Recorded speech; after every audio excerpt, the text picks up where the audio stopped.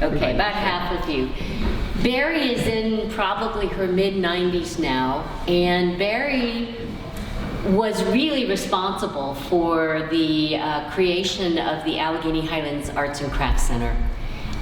Talented artist, quite a character. Grew up in, I think, Prickett's Fort, West Virginia, and she was the first one who told me about what it was like to grow up in a place where the mountains were so steep that you never saw sunlight, and the clothes would never dry on the clotheslines on the bottom of the ravines.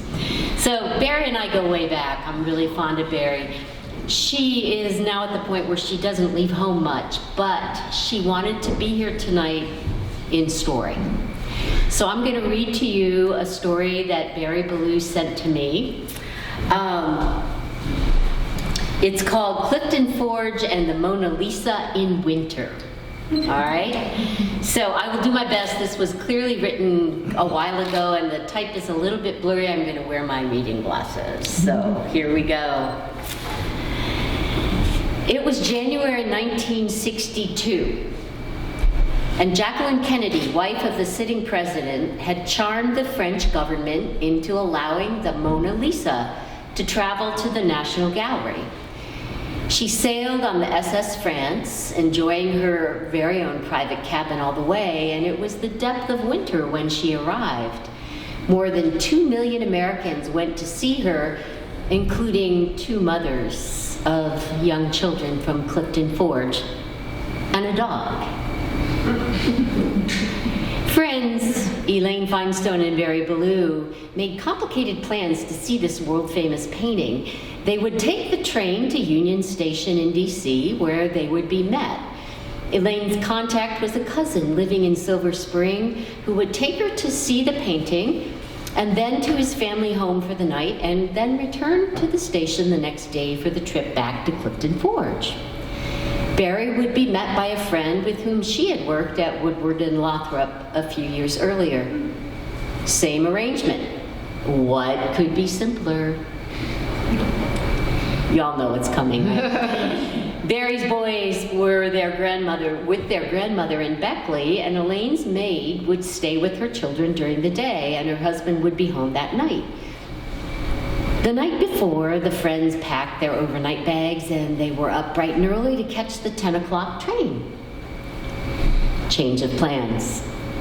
Elaine's maid got sick, and the temperature dropped to 10 below zero, a temperature at which diesels couldn't run. Not to be deterred, the women called the bus line and found they could get a bus from Clifton Forge to Lexington, where they would change for DC and still be in Washington at the appointed hour. Elaine's children, well, they took them along. However, there was no dining car on the bus and no food at the Lexington bus station, and the children were 3, 6, and 9. Plus, they had to hurry. Clothes, books, games for the kids, shopping bags full of food. They made it. Almost immediately, everyone was starved. The wait time in Lexington was longer than anticipated. There was little heat in the station, and the bathroom was impossible.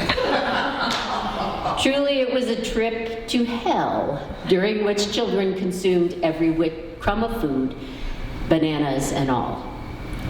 Elaine's cousin and Bari's friend, Marty, met them as planned, and they parted ways. Marty and Bari went straight to the Mona Lisa, where they were jostled unmercifully, and finally, reaching the painting, were told repeatedly to move along, move along. Out in the cold again, Marty told Bari that a friend was going to lay a fire in her fireplace so they'd be snug and warm for dinner. When they arrived at Marty's house, it was full of smoke. The friend had forgotten to open the damper. Across town, Elaine was informed that her cousins absolutely would not get mixed up in the Mona Lisa traffic, so she didn't even get to see that tiny little dark picture until she went to the Louvre years later. The diesels were running the next day, so the group traveled home in style on the good old C&O. P.S. While Elaine and Barry were in Washington, a little boy waited in line with his mother to see that famous painting, and when he finally stood in front of it, he opened his coat and let his dog peek out.